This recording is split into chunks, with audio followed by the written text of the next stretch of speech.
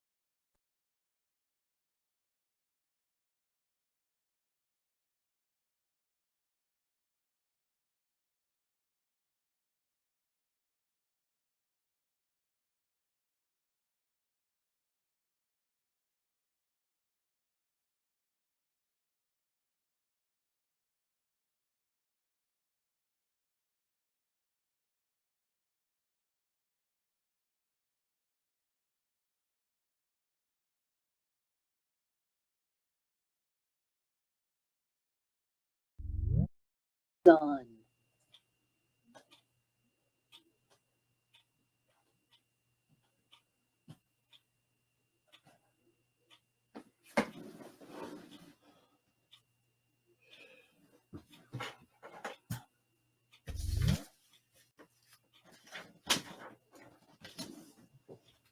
Hey, Peter. Hey, how's it going? Not too bad. How's work treating you? Well, if I fall asleep tonight, it's because I started at 4 this morning, so. I don't know, man. It's ludicrous. I used to think you had a pretty good job, but I'm not so sure anymore.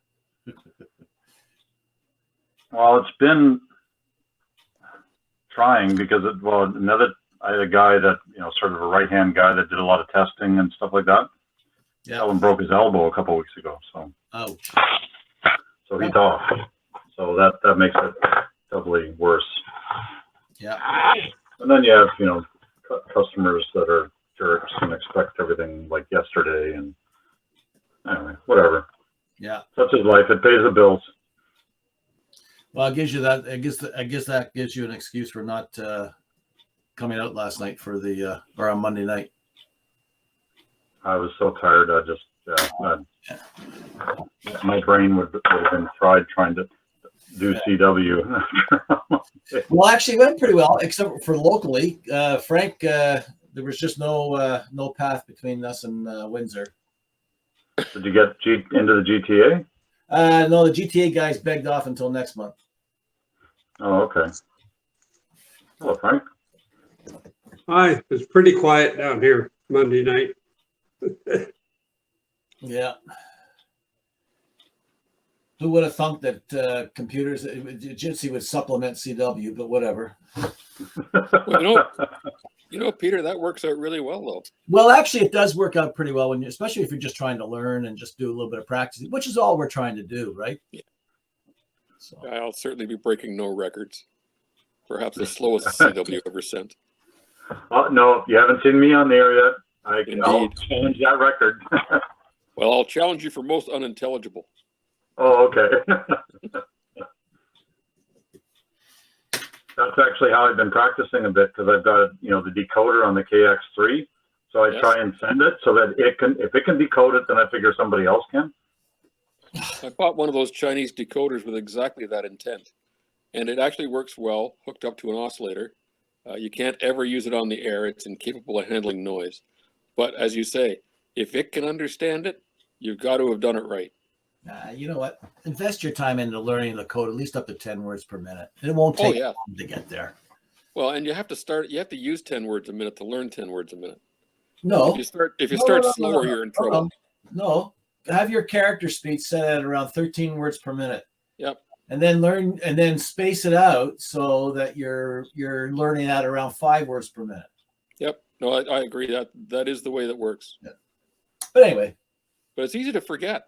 I mean, it seems as though if you don't really use it a lot, it fades rapidly. I got an answer for that. I've told this story several times, but when you're driving your car, you're reading license plates, and your license plates are throwing numbers and letters at you, and you decode the license plates in your mind as you're driving along. Well, that's why I'm not getting it. I haven't been driving so much because I haven't had to go to work. That explains it. That is a good idea. Your toolbar and your open web pages and stuff like that across your browser, translate all that into Morse code. Then. Yeah. Drew, if you have an Android phone, there is an option. You can put a Morse code keyboard on your phone and do everything in Morse. Well, I don't. It exists. I no longer have an Android phone. Oh, okay. I dropped it in the lake. I actually. Sounds like a good place for it, actually. I accompanied it into the lake. Oh, so, okay. Yes. We were discovering the value of thinking twice and acting once. Regrettably, not fast enough. Oh, so you ushered it into the lake. I did. Yes, it and I were one. Yeah. The challenge was being in the water, looking up at the dock, realizing it's a great deal farther up than it looks down. I only fell off the dock once. I was carrying two beer over to a friend of mine's boat, my hands like this, and it was late at night, and I tripped over a dock line, and into the drink I went. I wish it was that simple. I really wish it was that simple. I would accept that. Yeah.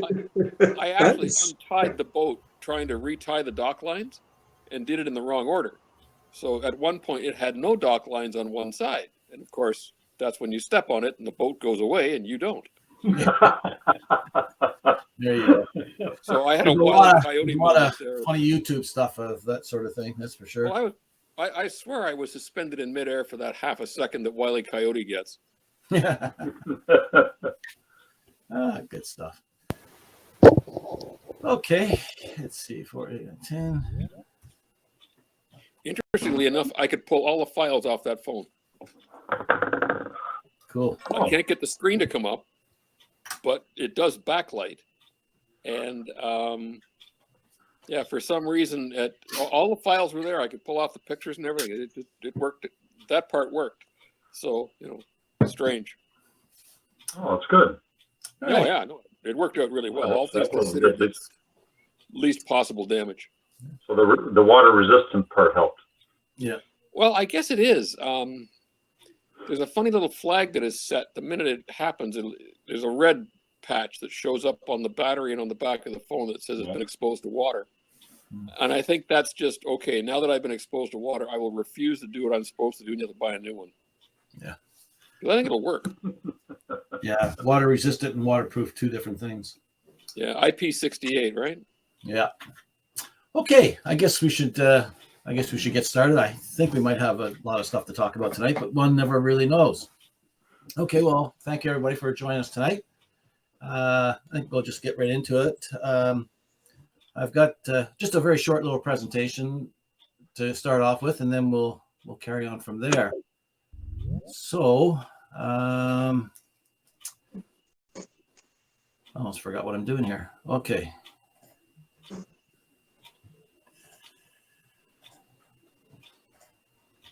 You see that? No. Yep. Oh, yeah. There it is. No, there you go. Okay. For some reason, it always has a bit of a delay. Okay, so you can see it now, though. Oh, yeah. Okay. No worries.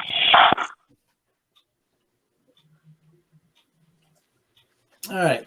So just something, I couldn't figure out a good name, so it's just a little bit of random stuff here, and I call it some interesting stuff to me.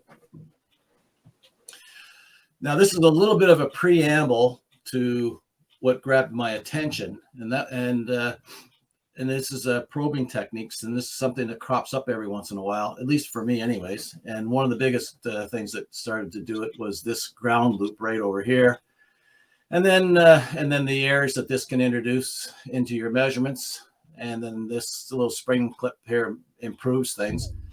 but on the quest of doing even better, I was looking for another solution. And then I came across Al Wilkie's video 111.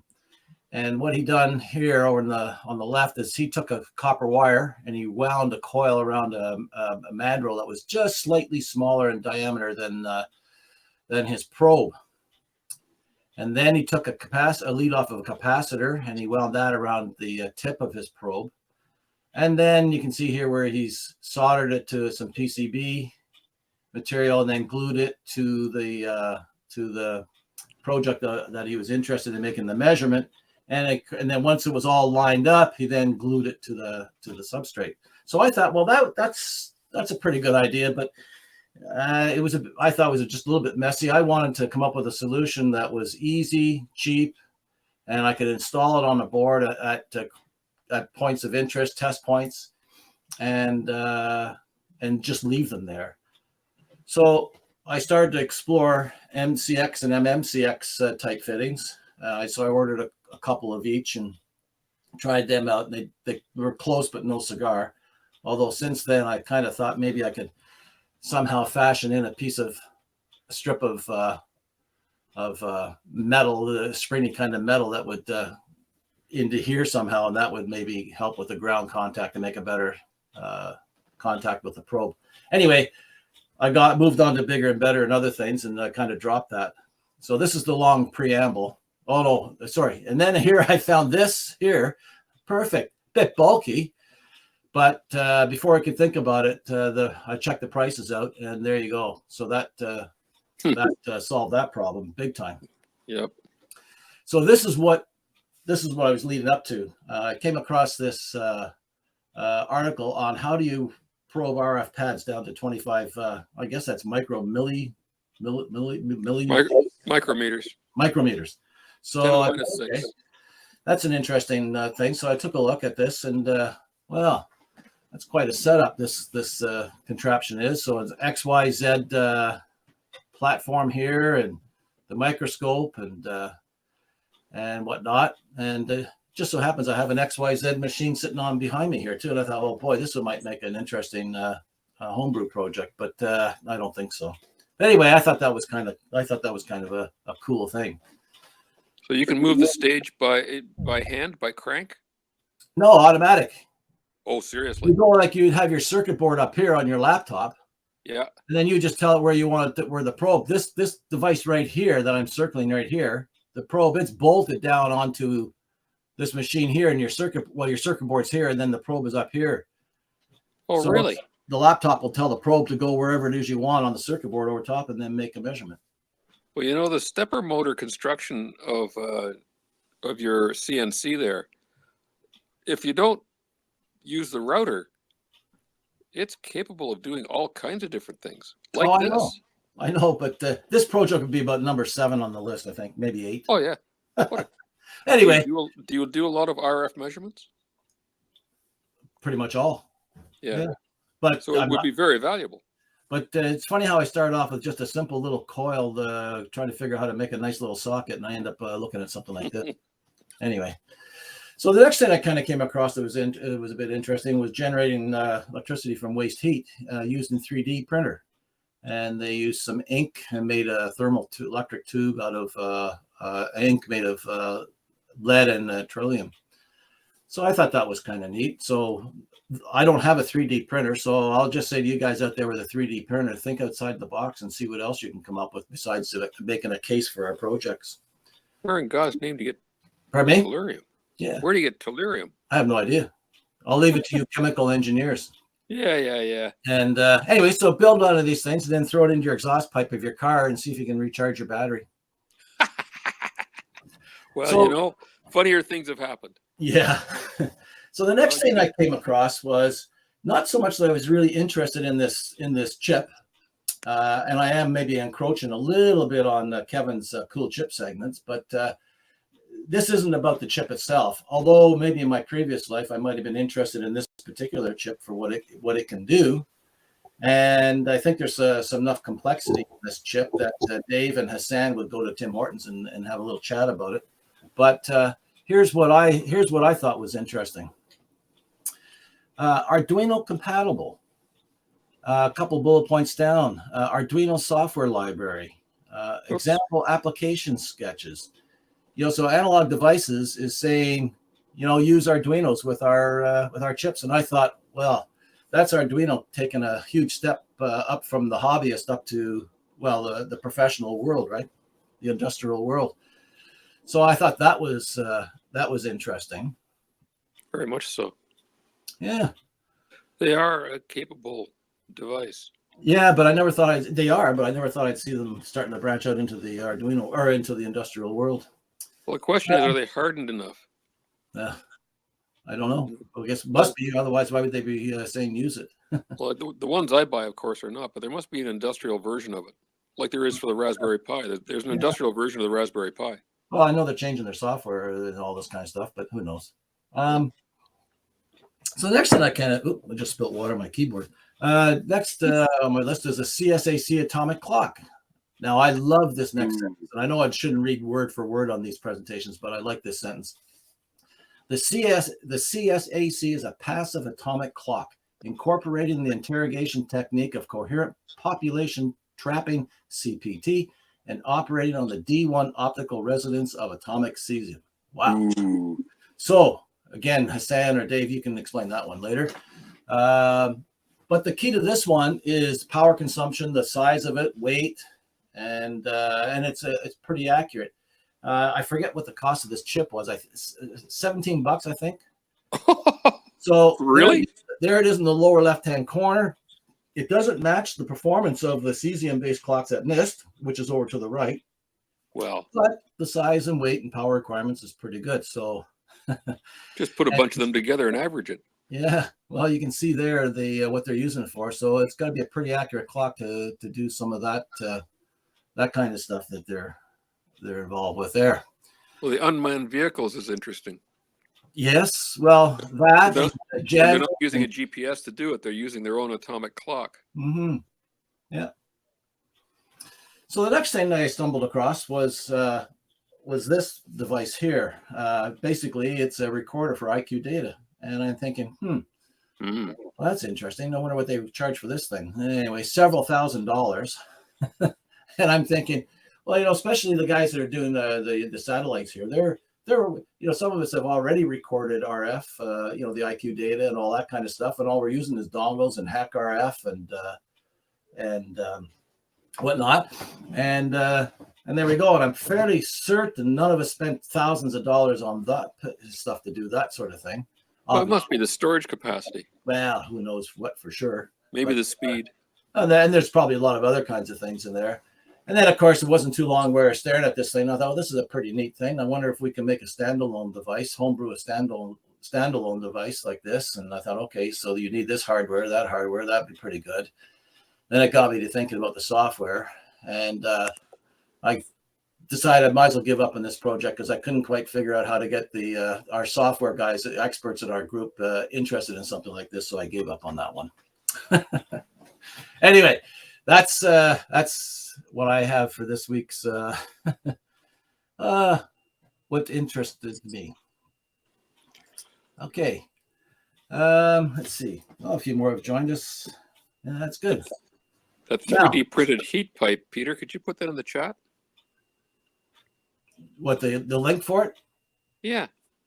I don't even know where I even got it from now. Oh, don't say that. Well, I'll see if I can find it, and if I can, I'll post it later.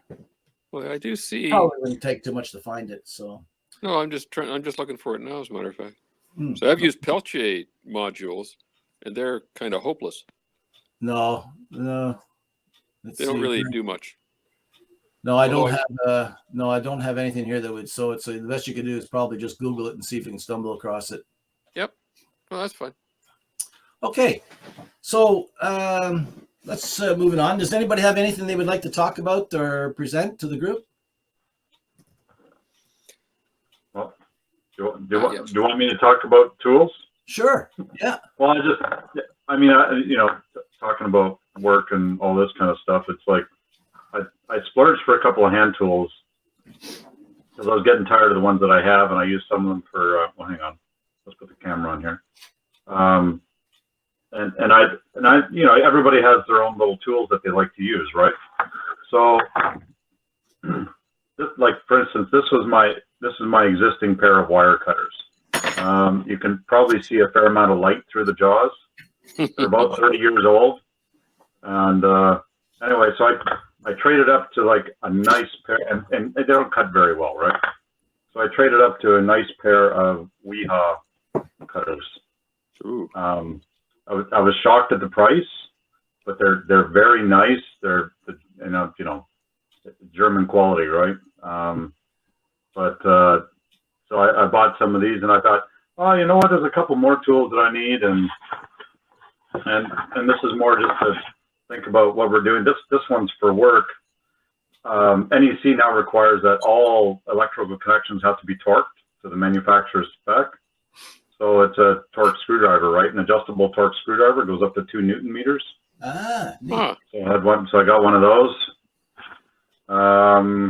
Just because, and it really stops, you know, stripping screws and stuff like that. And you think a Newton meter isn't very much, but you know what? And I thought after 40 years of working in the industry, I know how tight a screw should be. No, I didn't. I really didn't. That's interesting. I thought I knew how tight screws need to be in terminal blocks and stuff. I was wrong. And then I had, I don't have it here, but I had one of those multi-bit screwdriver sets, you know, and the bits, some of them are twisted and stuff, you know, because they're not very strong, right? And plus they probably get abused a bit. So then you know, Weha makes a little kit. That's probably backwards, isn't it? No, actually, that was correct. Oh, okay. It shows it backwards on my screen. So anyway, I bought this little multi-bit kit. It's like electrostatically safe. It's the chrome, vanadium, molybdenum bits, which are much tougher than just the vanadium or whatever. And it's got, you know, all, and you can get it in metric and imperial and all this kind of stuff. And this was for my bench because I wanted to be able to have all the nut drivers and screw bits and all this kind of stuff. And it's even got the handles, you know, you can take the end off, you can store bits in there if you want, if you're just using a few and you want to go somewhere, like field day or something, I don't know. And then the other thing I got I put this in my laptop bag, because oftentimes I'm working on machines and I don't want to carry my whole, you know, tool bag with me. So I got this little thing from Wera, which is another tool manufacturer out of Germany, and you know, so it's got a whole bunch of bits. The thing, you know, flips out.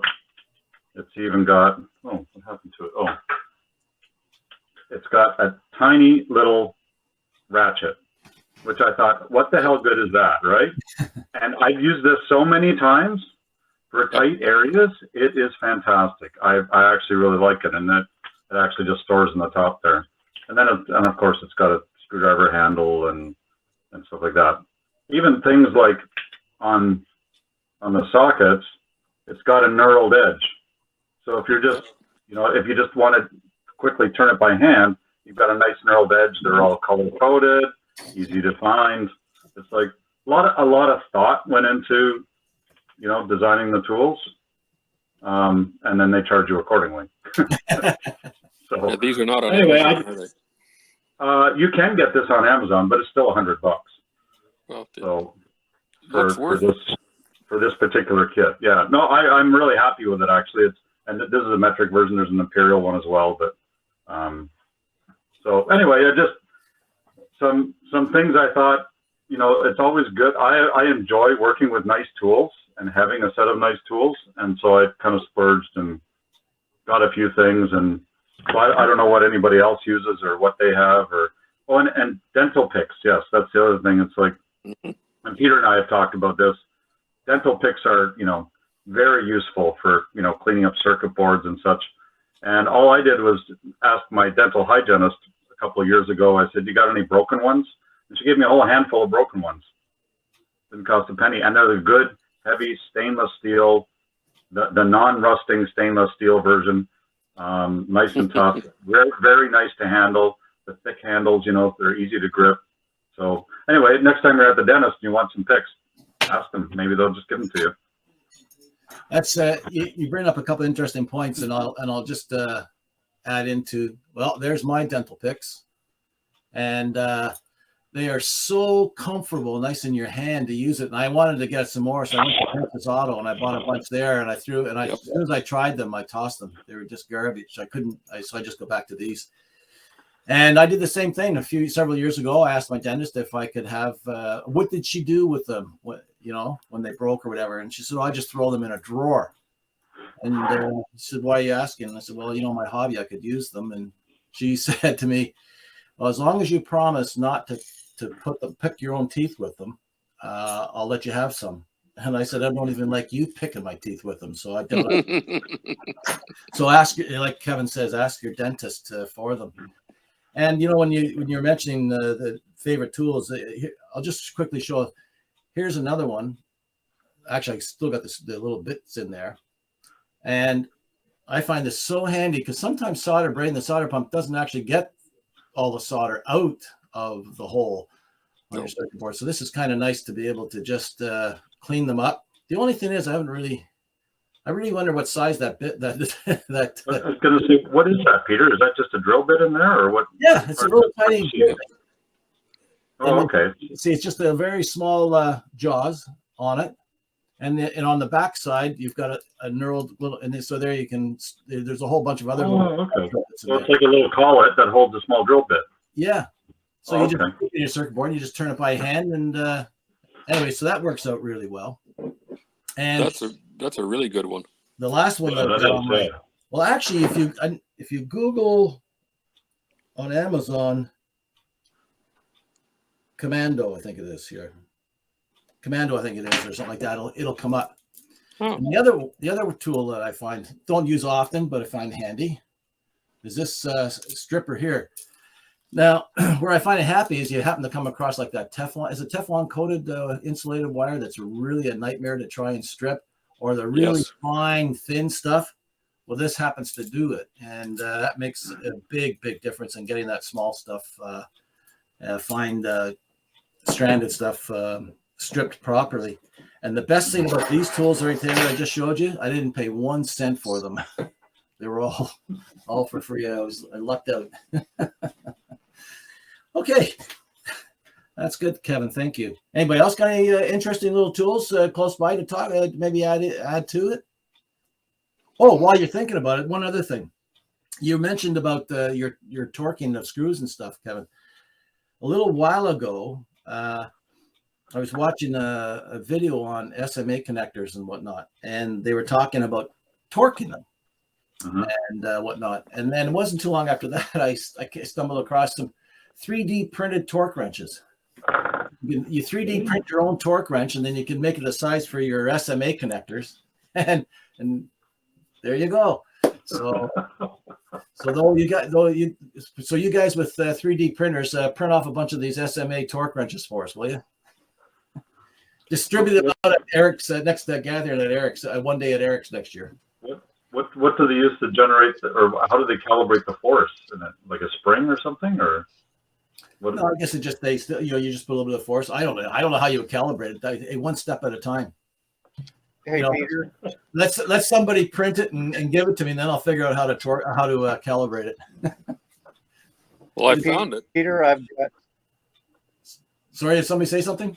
I did find it on Yagi. They have it. What's that? Adjustable SMA torque wrench. Oh, okay. There you go. Actually, it's on Thingiverse. I'm going to pull it down, see if I can print one, because that shouldn't be too hard to do. No. It can't be very big. I've got an article I'll post on my blog about ones that I made for it, and I can send anybody who wants it the files for it. You know what, Dwayne? Now that you've mentioned it, that's probably where I read about that torque wrench was on your blog. There's a guy that on YouTube, on one of the YouTube videos, it's to do with the nano VNA, and he makes a point about, he insists you have to use a torque wrench to tighten up the screws of the connectors on the nano VNA. Yep. I wonder that. I guess so, but I wouldn't bother. But I guess I wonder if he's the same guy that also said you're not supposed to touch the threads on SMA connectors. Very I think, likely. yeah, he mentioned that too. Yeah, don't, you know, yeah, right. I'm He's in very trouble. fussy about those things. I guess the acid on your fingers isn't good for the SMA threads compared to halogen light bulbs and but the Well, there's PL grease. There's grease there too. Pardon? As far as the strippers is concerned, I got this. I use this thing for stripping. It's the same, pretty much the same thing. Yeah. It really works well. They're good. Yeah, I find when you get into that really fine stuff, especially when you get that stuff that's on the end of like headphone cables, or you get into that really, Oh, well, yeah. even then, I think that's a tough one to do. You're better off just do it and buy a new one. Actually, that one Michael has, I find it does not nick the wires. There's no sharp edges to it. It actually pulls and stretches the insulation off. My only complaint is that when you use it, the little stripped ends tend to drop into the head. And you got to sort of bang it to get them out. That's about the only complaint I've got. But I use it all the time. I used to strip stuff by, using a knife, and this is much better. Yeah, this one sometimes, if you're a little bit too quick or not careful, and when you release it, it can kind of push back and bunch up the wire, because if you release it too quick, it's the jaws that's grabbing the wire. It doesn't release it quick enough, and then it kind of goes back in on itself, which is a bit of a mess. But anyway, okay. Anybody else have anything of interest like that? Tools they like or don't like? Oh, there's another story. Kevin's going to appreciate this, but this is quickly turning into a ham radio workbench of the North. Each of these meetings, if we keep doing tool segments, is going to be very expensive. So I'm going to get hired by Kevin, and hopefully that company will supply the tools. Well, that's like what we have to do, like Ham Radio Workbench does, is we have to promote something that you have to spend money on, right? Okay. Another little quick side story. I think I was telling Kevin this one the other day. When I was an apprentice, my first day on the job, well, the couple of days before I was going out for my first day on the job as an apprentice electrician, I went up to Canadian Tire and I bought all these hand tools. I had the tool list, so I went and bought them all. Went out on the job, and the journeyman said, "Oh, look at that, shiny new tools." Didn't make any other comment. So let's say that's Monday. Well, Tuesday, I said, let's go down to the wholesaler, and I went and bought the real tools, and just threw out all the hand tools that I bought from Canadian Tire. Took me only one day to realize cheap isn't the way to go. No. Okay. Anything else? Not from me. All right. Okay. Does anybody else have any other anything else they'd like to talk about or show us, present? Haven't heard from Dave yet tonight. Yeah, I've been quiet. Yeah, no kidding. I was beginning to think you just turned on your computer and then went away somewhere. I did. Okay. Did anybody attend the GQRP conference of late? Well, of course I did. Yeah, Or you did, Eric? I did. Absolutely. Yeah. I was up at 5 a.m. Was it worth getting up at 5 a.m.?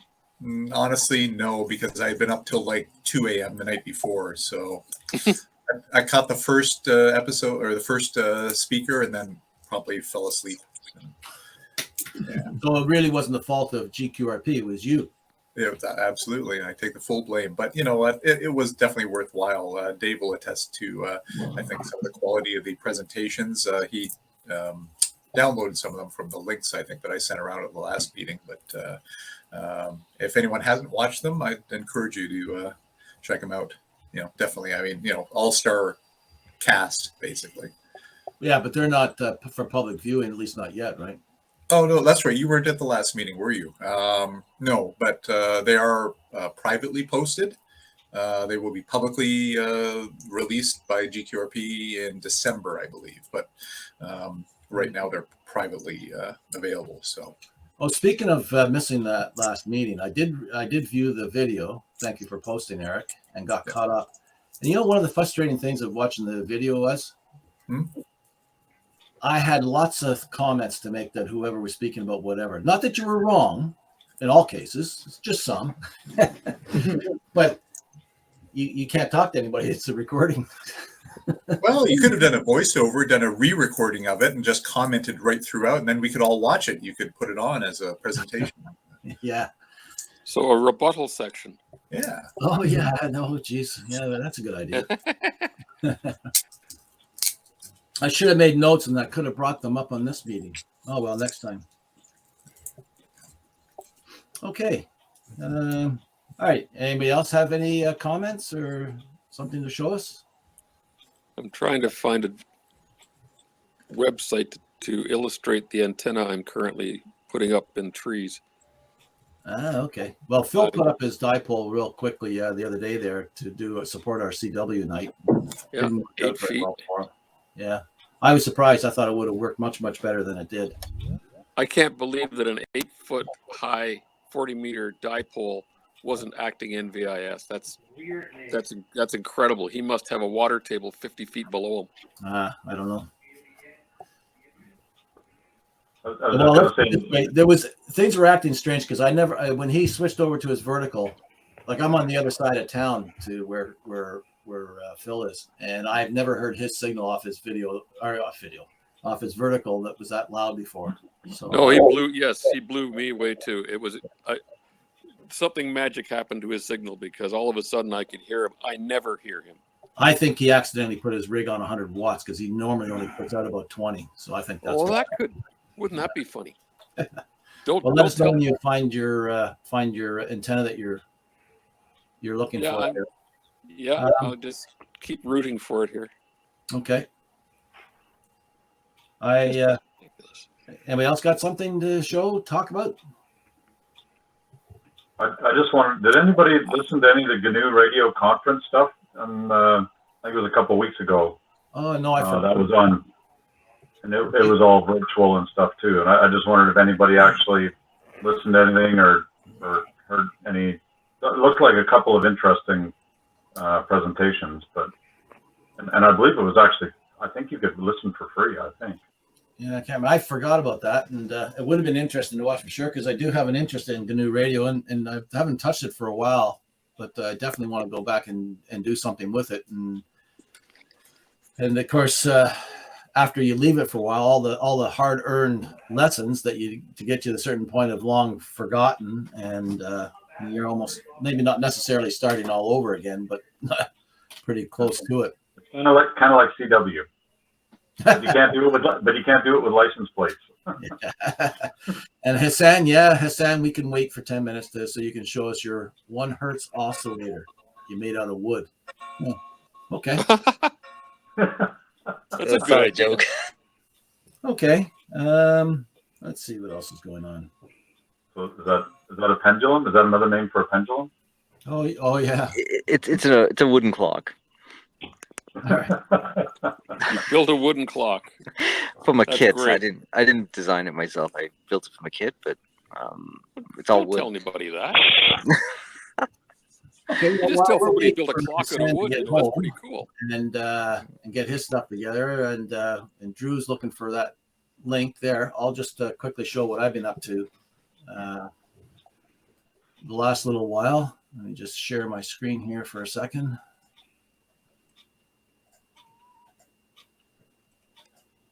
All right, can you see that?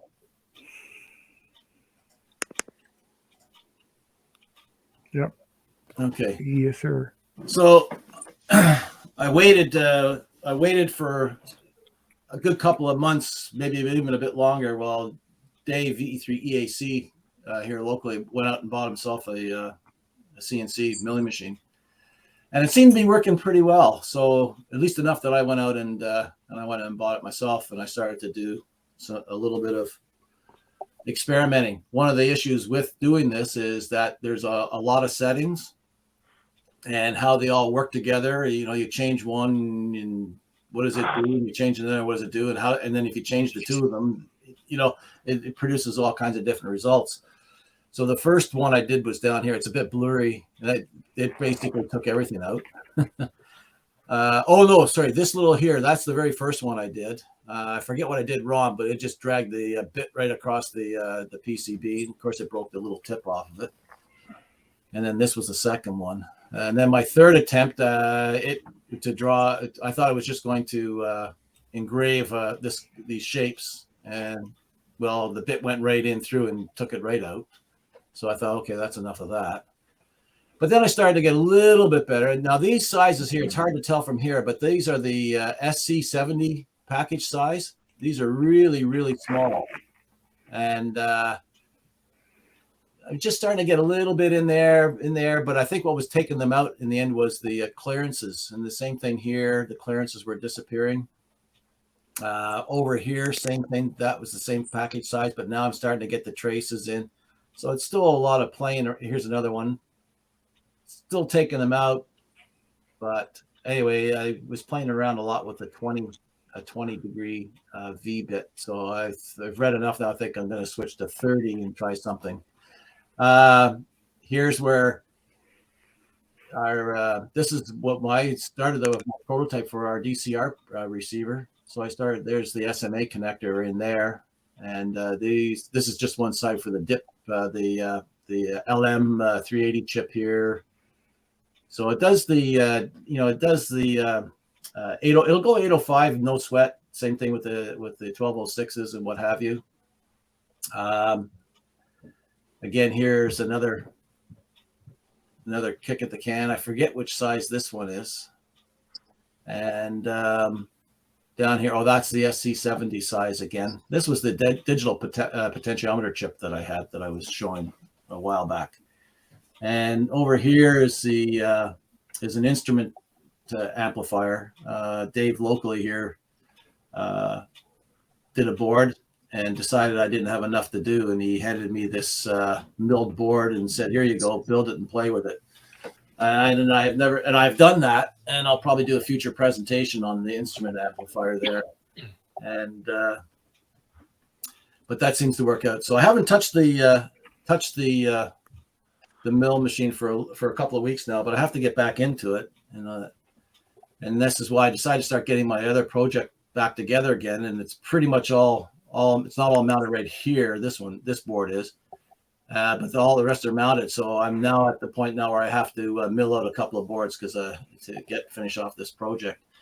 And just very quickly, this is my this will be the 2-channel DC voltmeter with a frequency counter in it as well, data logger. So it'll capture the frequency, DC voltage, and record it automatically to a spreadsheet. This is just a power supply distribution, and then an LCD screen to monitor the voltage. And over here will be the PARC HB, which is mounted right here. And this is the attenuator board, that I got from Dwayne. Thank you, Dwayne. And it will be mounted in this area right here with the attenuator. The rotary pot will be taken and put up in this spot right here. So I got to get going again on the milling machine in order to finish this project off. So anyway, that's roughly what this guy is going to look like. And that's what I have to show. Okay. So I did put a link in the chat for I'm using an iPhone as a Jitsi platform, so it doesn't provide me with the options that the typical laptop provides. So I cannot share a picture of it, but I've left a link in the chat of the antenna that I'm putting up. And it's a terminated end-fed dipole. And oh yeah, I have had for some length of time a version of this thing that was put out by Barker and Williamson. I bought it in the mid-90s, and it used, I think it's a 600 ohm resistor on one end, 105 feet of just stranded line in between, and a 12-to-1 balun on the other end. And you mount it in a inverted V with the center of the line, the center of the antenna wire being at the apex of the triangle, the terminations being almost on the ground, and then you join the resistor and the balun together with a ground line, which is a counterpoise. And we had used one of these things in a field day. It was provided by the Joint Signals Regiment. They gave us a couple, because one of the Joint Signals Regiment fellows, Major, was an amateur at the club. So he gave us access to all this wonderful military gear for one field day. And I used this thing, this 1.8 to 30 Barker and Williamson for years. And subsequently, it's turned out that they became very popular during the Americans' incursion into Afghanistan, and the price has gone from a couple of hundred to a couple of thousand. And you basically aren't allowed to buy them if you're civilian anymore, which is just ridiculous. But the concept behind them is the terminated fed dipole, which Palomar Engineers sells. Now, they sell a folded version of it, which I placed in the chat line. And it's basically the same thing, except that in this case, it's 90 feet of wire in between the terminated resistor and the ballon, and you separate it with spreaders. So the whole thing is 90 feet across. And because the terminating resistor is a match for the ballon, it pretty well tunes anything, which is my original attraction to getting a Barker and Williamson 1.8 to 30 was there was always great limitations in putting up antennas, and I didn't want the hassle. So I thought, well, if I get one of these things, it will be always tunable. It doesn't matter. I don't need a tuner, don't need anything, right? You can trust it. And for years, that's exactly what the case has been. So my old Barker and Williamson has started to become very unreliable. I'm going to have to tear it all apart and find out where the water's gotten in and where the corrosion is and fix it all up.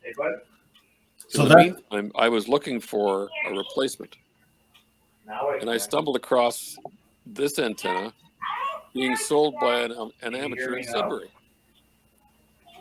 So I sent him an email and bought it. And it arrived in a funny box not very long afterwards. I bought it for about the price of the parts. Polymers are kind of expensive. And it's almost up. I've got it. I got the center of it mounted at about 25 feet above the house, and I believe I can get either end pretty much about the same height.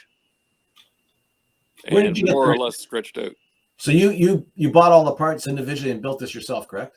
I didn't. I actually bought it assembled from a guy in Sudbury who bought all the parts and assembled it.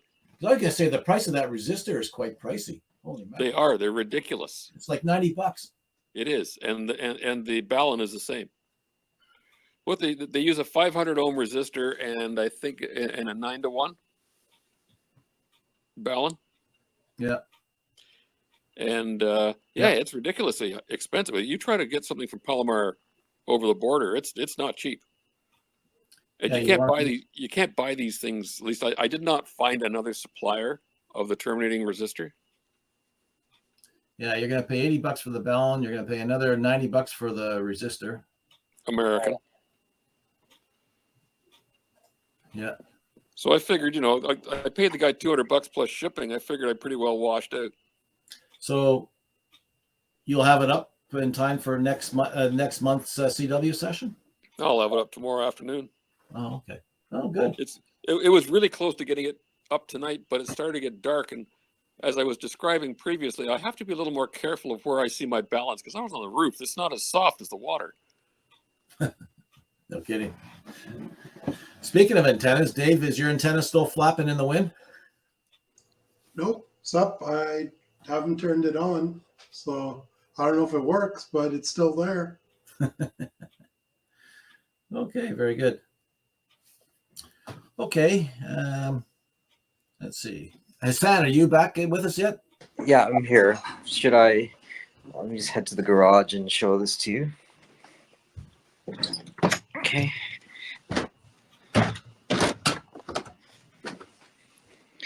Let's see which camera. Can you see this here? I see all kinds of stuff. Oh my goodness. So this is the clock. It's got a grasshopper escapement, which is something invented by John Harrison, the guy who solved the longitude problem, who built wooden clocks of amazing accuracy. So I'm tuning it right now, and it's partially disassembled, but this, yeah, it works pretty well. So it's all made out of wood? Yeah, it's all CNC wood cut. Here's what the pieces look like. You cut them on a CNC machine? No, I didn't. They came just like this. Oh, okay. So the main things I had to do was kind of sanding and stuff like that. So basically, I learned to appreciate sandpaper a lot more. And I stained it in where I needed to, and then there's a lot of brass pins that had to be kind of filed, and brass rods that had to be turned, just like 1/1000th of an inch. We lost your video feed unless you turned it off. No, I turned it off. Yeah. Oh, okay. Well, that's pretty cool. Go back to the pictures. How long have you been working on that clock for now, son? Well, I got it in the summer, and it was from Germany. So this German guy kind of made the kits, and he had some really good advice. He said, "Make in haste, repent at leisure." And his advice, if you do something wrong, is walk away, do something else, and come back to it. Don't just try to, make it work. So I took that advice. It took me like months before I started it, and then I slowly did it a bit at a time, and I didn't make any major screw-ups. So I guess that advice works. How physically large is that? This is my hand. Okay, yep. Good reference point. That's a honking big clock. Here's a measuring tape, yeah. That is super cool. Yeah, I like this design because it actually uses magnets here. So the magnets help these things kind of swing right. And it's a grasshopper escapement. I wish I could show it to you because I was playing around with it. I flipped a few things around, but these as it comes down, like you can see the way these things swing around. They've got a nice motion. It's very low friction. I wonder how much the humidity is going to affect the accuracy, or you have to kind of change the timing a little bit as the seasons change. Because I certainly know that when the seasons change, my guitar acts differently. Yeah, all clocks. Yes. So if you're interested in that question, you can head over to Greenwich. And John Harrison built these in like the 1700s, and no one imagined a clock could be even close to accurate enough to actually, keep enough time to measure the longitude. But he built wooden clocks which could do that, and then he found ways to compensate for humidity and all that. And then he built 4 versions over 20 years, and the last one, M4, is so compact and so small and so precise. It's like, ridiculously, like beyond what people thought a craftsman could do. And he was just an uneducated wood carpenter from Yorkshire, but he managed to do this, and it's unbelievable. He used like different wood species to balance each other out, and used the pendulum rods. Like each rod was a different metal, so if one contracted, the other expanded, and things like that. He got the accuracy down to like a few seconds per month kind of thing. So what you're saying is then the CSAC microchip that I was showing earlier is an overkill. Yeah, the atomic clock is overkill too, but hey. This is a 1 hertz oscillator, so 1 hertz oscillator. Okay, there you go. That is absolutely riveting. What a phenomenally interesting kit. Yeah, he's got 12 different models. This is number 12, but he's got a whole bunch of other ones which are all equally interesting. So how do you tell the time with that? All I see is a bunch of gears. Oh, I didn't show you. This is the hands. The hands mechanism is ingenious by itself. It's yeah, I have to. Can you lower your video down to point right at the hand? Yeah, don't break it now, Hassan. I'm just trying to show it off. Okay. So I will gently turn this. I don't know if you guys can see it. Oh, yes. Yeah, I'm just afraid you're going to drop it, so don't do any more. The mechanism is simplicity itself. I couldn't believe it was actually going to work until I put it together. It just boggles the mind how simple it is. Well, just as long as you don't let this hobby get in the way of this hobby. Yeah, well, that's I'll do FT8 with wooden clock timing. can At at least put tell an the guy you Arduino in connect with at that's what least. you're using. Mhm. Yeah. That's pretty good. Well, that's neat. Can you put the link to those kits in the chat? Yes, I will. Woodentimes.com, but I will send a link to you guys. I mean, that is a disastrously interesting rabbit hole.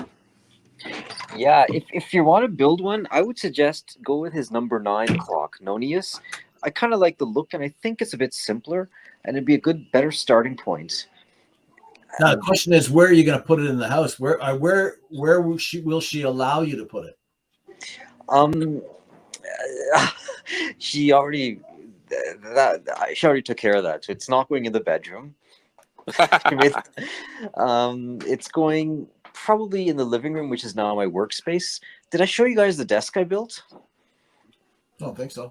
Oh, I built a desk with a really cool feature. It's we're gonna be short of light here, but let me see if I can. All right, so do you guys see this desk here? Yeah. It's basically two 2x12s with fake leather covering on it. So this is leather, and then here's an aluminum C channel, and it's where I can dump all my screws and whatever, like pencils and stuff. And it's a standing desk. I was gonna build it out of copper so it would serve as a ground plane, but that was just a bit too difficult, so I just used leather instead. Well, you can always cover it in copper sheet. I was going to do that. Think of all the nice short circuits that are going to happen. Yeah, the leather sheet, copper sheet's not easy to find. It's super expensive. It is. I got some from Home Depot, and it came in 3 sheets, like each one like 2 feet long. Yeah.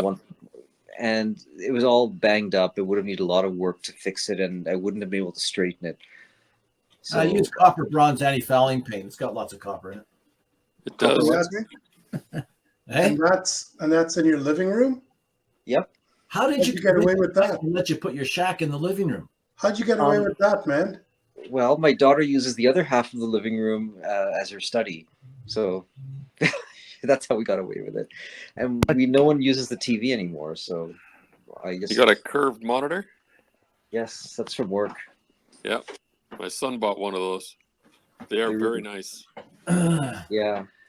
Oh yeah, they're probably good for video games, but. Well, interestingly enough, that was the application. Yes. Yeah. I wish I could afford the stuff he has. Well, they're not that expensive. I bought a 4K monitor and it was like $300, I think. Wow. All for Netflix, right? Well, all for SDR programs. Have you guys seen Peter Strapol's YouTube video on his tiny house he built? Who? Sorry, David, missed that. Peter Strapol. Okay, no. He's a YouTuber. Okay. And you got to see the shack he built in his tiny house. It'll just blow you away. Huge curved screen. You should see this thing. It is incredible. And it's in a tiny house. It's in a tiny house on a trailer, and he pulls it around. Well, we'll see if we can find it. Is that what you're going to move into next, Dave? Yeah, I wish. Yeah. You should see how it's organized, though. The way the bed is, the toilet, the shower. It's just incredible. Oh. Wooden Times. Yeah, I found that. I found the website. Holy cow. Look yeah, at it's they are very cool. Michael, you like woodworking. Is that clock turning you on? Did you see that website? Look at it all. We'll have to have a look at it. No, that's not the kind of thing that appeals to me. At one point I was sort of, you had these grandfather clock kits, but I never did anything with them. Never did anything. Yeah. They're a lot more work. I would guess, yeah. I would think so. Yeah, the Nonus is interesting. I kind of like the Octavus. Or maybe I've got, the Nonus. Yeah, the Nonus is quite interesting. Yeah, that's what I suggested would be a good starter. If I had to do it again, I'd start with that one. And he's using the different wood types. Is he following the original plans? No, these are completely rethought. He mentioned somebody else's name who invented some of the mechanisms, but yeah, this is a completely different design. But it's complicated enough. It's kind of Yes. somewhat authentic. Like you make these cage bearings and roller cages and stuff, and it's simplicity itself. And he provides the parts, and the parts are all laser cut and that sort of thing. So just You have to. fiddling. You need a hacksaw to cut the brass pins, which is fine, Yeah. and yeah, I mean, a drill would to kind of sand them down a bit, take out a thou or something. There's a lot of bearings and stuff, but yeah, otherwise it's all self-contained in a small box. The bearings would be, I suppose, jeweled bearings. No, these are roller bearings and ball They're pretty bearings.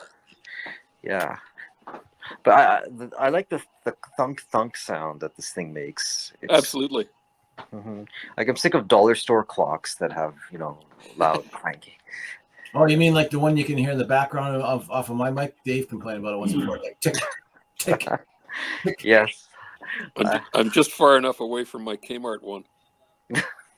We actually got it we got it as a return at Zellers. My wife was working at Zellers, and I think we paid $2 for this thing. And the only thing wrong, there was a very minor thing wrong with it. And to this day, it works fine. It's a nice clock. Yeah. The thing is, you don't hear them until you do, and then you can't unhear them. That's true. No, they should become white noise. I've been collecting them over the past little while and some of the interest that I have in these things is trying to get them.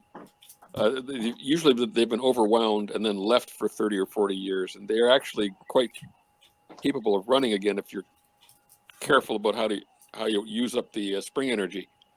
And I've had a couple I've been able to bring back to life without too much grief, and they're really very ornate. But they're from the 50s and from the 30s, and they go for nothing on Maxstore, like $2. Wow. Oh, by the way, speaking of clocks, I got another one. It's on the wall here. It's the radio one, WWV signal. So it's really neat. It looks like a normal, simple clock, but you plug it in, and after about 2 minutes, the hands move themselves to the correct time. And all you have to do is put in the time zone. So I'll show you. It's right here. I have the digital version of that. I have a Radio Shack version at my office that does that. I like that Raspberry Pi one that Dave, the EAC, has. Yes. Yeah, that's very interesting what he did there. Yeah, I have a couple of the digital WWV ones, the atomic clock things, but I don't have one that has hands. That's very cool. Yeah. I mean, one day it'd be really nice to make some kind of a analog clock that shows you like daylight and like the shadow and stuff just by rotating something. I'll see if I can convince Dave to join us one of these nights and show off his clock, because it's a nice homebrew project. And it shows the gray line, and I can't remember what else it shows now. Oh, are you talking about the ham clock? Yeah, the one he did with the Raspberry Pi. I think it shows the gray line, and it also shows. Do you want to see one of those? Pardon me? I've got one downstairs. Huh. Yeah, I'll have to see if I can share the screen again. This is the challenge with this iPhone thing. It's quite a challenge, but I think I can do it. So Apple isn't the best then? Well, for an iPhone, it's ridiculously convenient. I can use this thing anywhere. I can walk around with it. It really serves a lot of valuable purposes. But as far as its version of Jitsi, it kind of sucks. But yes, I can show you that ham clock. Is that the same one that Dave has? He did his with an Arduino, I believe. Oh, okay. Mine is mine's on a Raspberry Pi. Let me see if I can get to it here.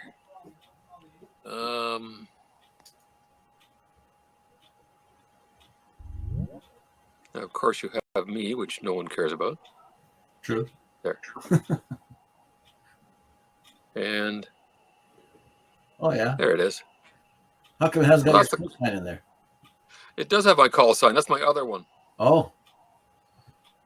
So there's your gray line. That's good. Yep. Oh, and it Yeah, gives the pole cap stuff. Yeah.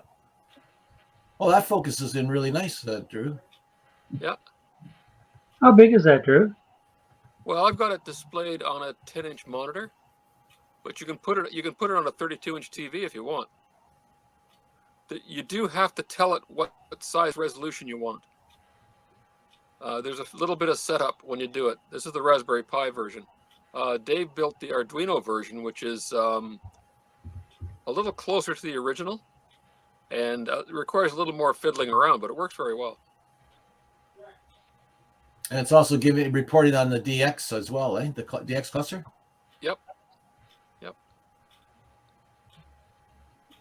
It'd be a very cool build-a-thon project. Yeah. Well, I got to tell you, it's trivial. I'm just an appliance operator. I put it together. It was no big deal.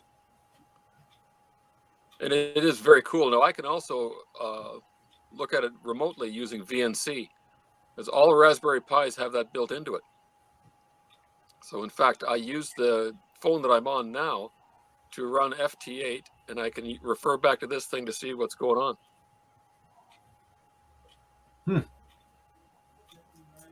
Oh, that's good. Yeah. I'll have to look into that. That little red dot is me. So that's temperature outside is 15 Celsius, and that's the actual local conditions. Okay. What's the B1.3? Well, this is the solar flux numbers. Oh. Okay. You need a bigger screen. I do. Well, that's the funny thing about that is now when I look at it on VNC, I can zoom in and read it. You can kind of do one of these, eh? Yeah. And your camera's focusing in quite well. That's good, Drew. yeah, it's not bad. What kind of camera are you using? I'm using an Apple. I'm using an iPhone 6. Ah, okay.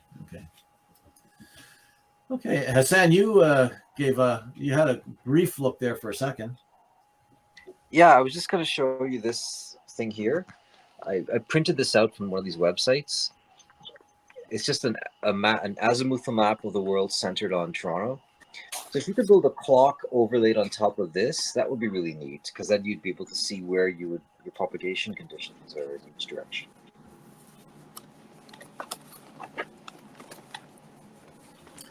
Well, yeah, you guys can see that? Or? Yep. Now you know exactly where you're going to be able to beam your antenna when you get the big beam up in your backyard. Yep. Or if you suddenly start picking up someone from Ecuador, you can kind of imagine why, if you can see the ionosphere delayer and stuff, and where the gray line is and everything. Like it would start to make sense. You can build up your intuition. Mm-hmm. Okay. All right. Does anybody else have a show and tell or no? Okay. Let's see what else we've been up to. Oh, one other thing I've been up to is built up a couple of on ugly style of some the PARC DCR bandpass filters, and did a little bit of experimenting with them with LT Spice as well. And Frank was right. The bandwidth's a bit wide on them, but I think they'll do the job anyways for just starting off with. The 40-meter band, I guess it was in around the bandwidth on that filter was about 2.5 meg, and the 20-meter was about just a little over 3 meg wide. But it was kind of fun putting them together and putting them through their paces. One thing that surprised me a little bit on it was how little change in inductance would swing the frequency, the center frequency on the 20-meter filter. Okay, that's pretty much it from my end. Maybe we'll just do a little bit of roundtable and just see what everybody's been up to, and maybe while we're chatting, mention if you're contemplating any new projects. So going around the loop here, I see Al, you're up first. Find the microphone here. Yeah. Well, I don't have a lot to contribute tonight. Work's been kind of crazy. The last few weeks I've been doing some woodworking and carpentry. I think once I shared a picture of my London taxi cab that I'm restoring. So a little bit of carpentry going on right now. I have to do that before the winter closes in because I have to have the garage door open and cutting wood in the driveway. So I'm focusing on that. Only other thing I thought I'd just bring up, my copy of Sprat magazine came in yesterday. I've already read it cover to cover. A couple of interesting projects there. Maybe somebody's interested, but they started with a VFO for their sudden receiver and sudden transmitter, and it's just a PCB board, but I guess it's not unlike our PARC SIGGEN, but it looks quite interesting.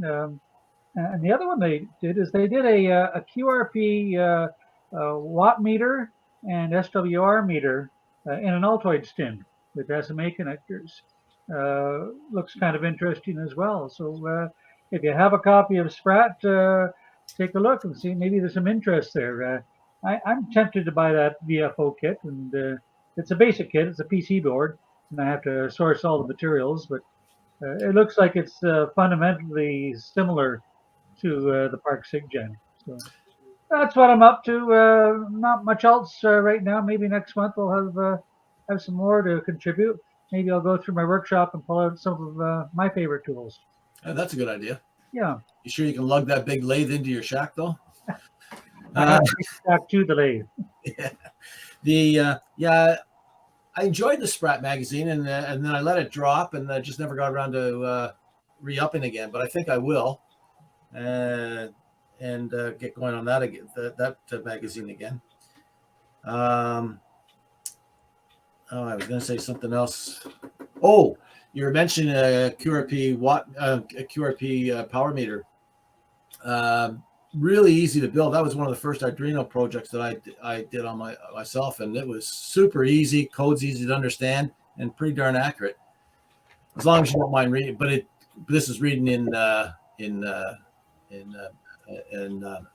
decibels though, so not in watts.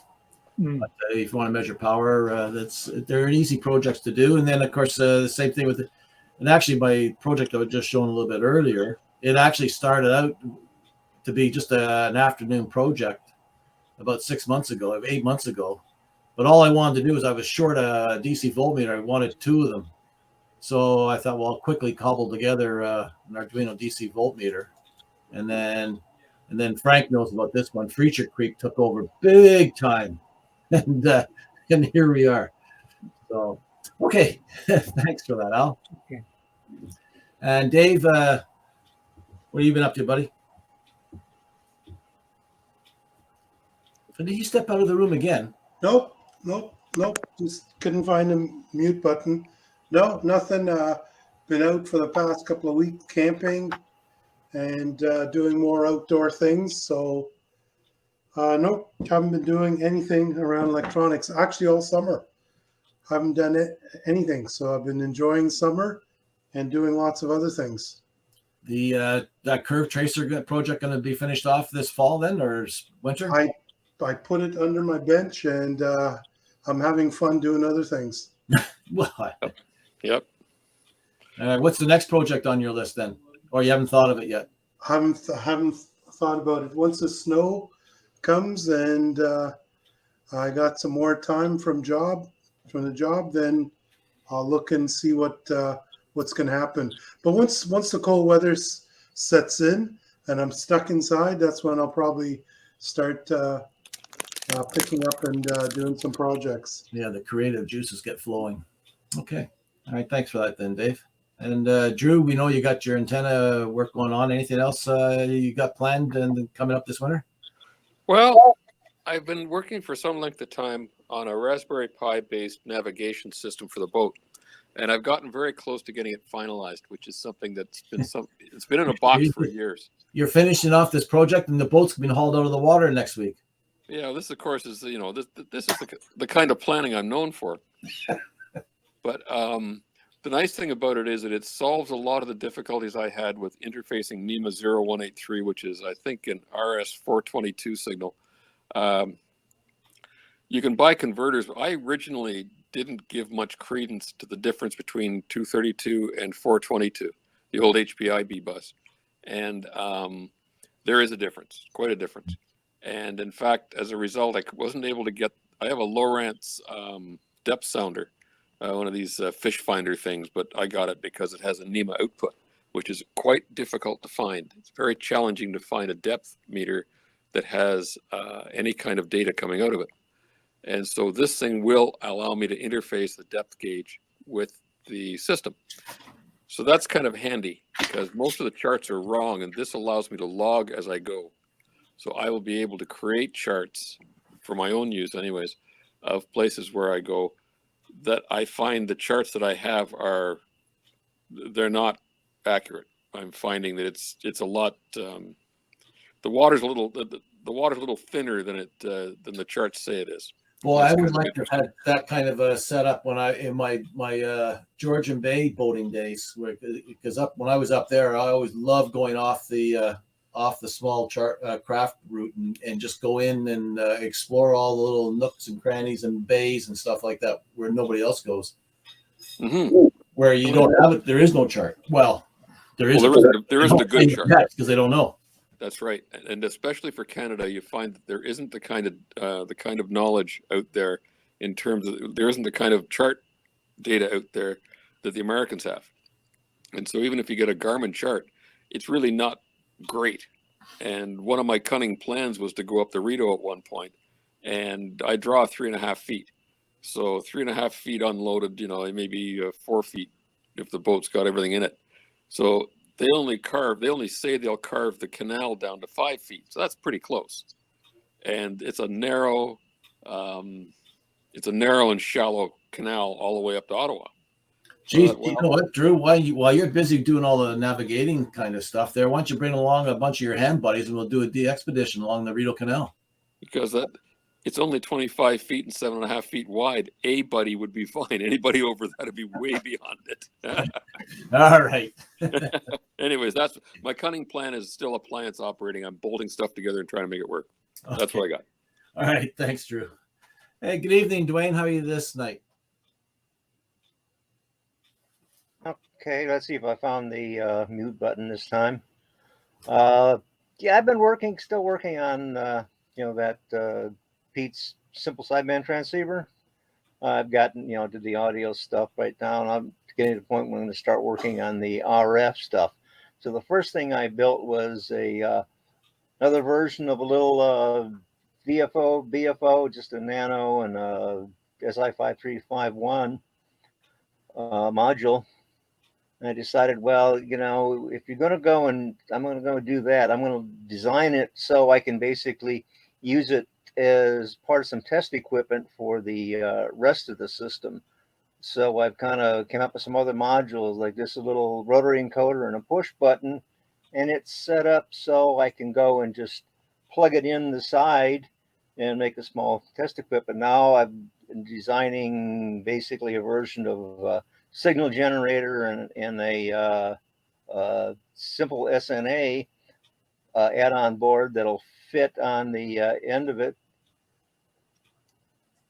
so I can have a project like this. And I've got a couple other designs for, I can basically pull what I've done before for the SWR power meter that I built as a standalone one. I'll just make that module that I can plug into it. And I've been looking around at a couple of different things, and I think I come up with a simple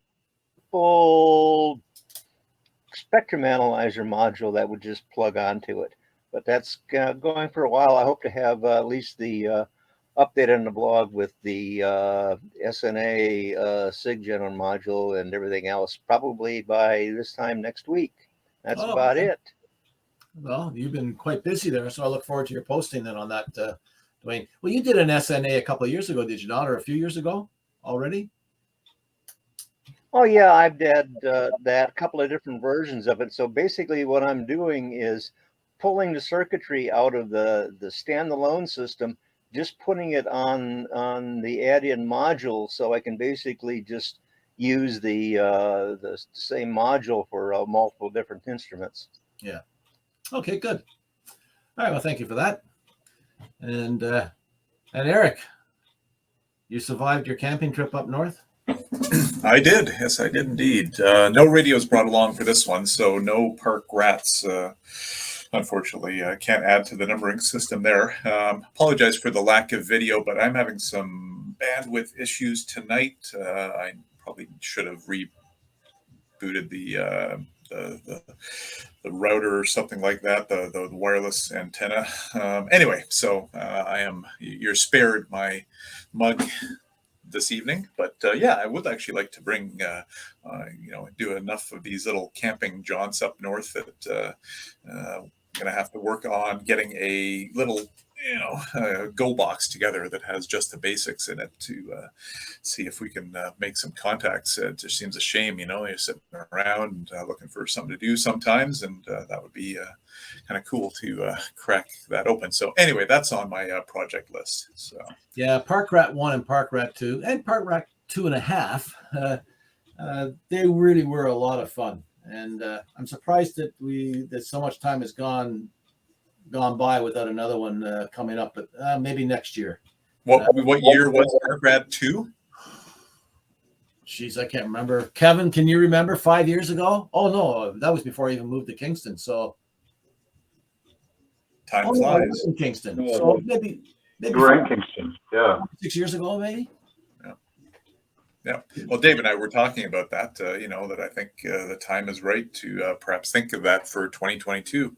Maybe I should, maybe one night, maybe I still have the presentations I did for Park Rat 1 and 2. Maybe one night I should show them if there's enough interest amongst the guys. I seem to recall a card table in water. Is that it? That was Park Rat 2. That was 2. Yeah. Okay. But you know what? When you're sitting up north like that on a nice Friday afternoon, hot day, and everybody else that is all at work, and then so we just sat in the water. We set up the station in the water on that table and opened up a beer and didn't think too much about you guys working. Well, I'll be honest, I haven't done a lot on my bench lately either. I've been taking advantage of the outdoor weather, I guess, kind of like Dave, getting stuff done before the cold weather sets in. Is digging a 15-foot trench a foot or two down to relay some wire that had mysteriously lost its connection from the chicken coop over to the horse trough. They need a heater in there to keep the water free and clear. I thought you were putting a cable TV line in for Dave. Yeah, or an antenna, maybe running my feed line. No, nothing of the sort. But as I think I mentioned to you, Peter, in an email, that is something I need to do is drill a hole in the side of the barn and put my shack that has been outside since field day inside. I don't think I want to be spending too many more nights or whatever out in the weather. So that's my next. Is to move the shack indoors, in the tool room of the barn. Anyway, that's the plan, since it's a nice insulated, heated space. So we'll see how that goes. I actually finally got all of my antennas, the various antennas, on a little MFJ switch box, but one by one, each of the connectors has been yanked out, like just pulled right out of the switch box thing. So I don't know, good old MFJ construction quality or something. And have to take that apart, and at least they make it easy to fix those things, as far as getting into their equipment. But anyway, so that's on my list. Well, and I look forward to some really productive projects from you and Dave this winter, since you took the summer off. Yeah, I can say that Dave doesn't know what he's going to be doing next as far as projects, but I know what he's going to be doing next. But I have a few ideas as well, but I haven't quite figured out how to do the sales pitch just quite yet. I can't disclose it because he had a birthday pass recently, and I obtained something for him, but it didn't arrive till after his birthday, and it is something that'll keep him occupied. But I can't disclose it right now because he hasn't seen it yet, so I don't want to ruin the surprise. But I hope to actually show off something probably in the November meeting. So I'll share that.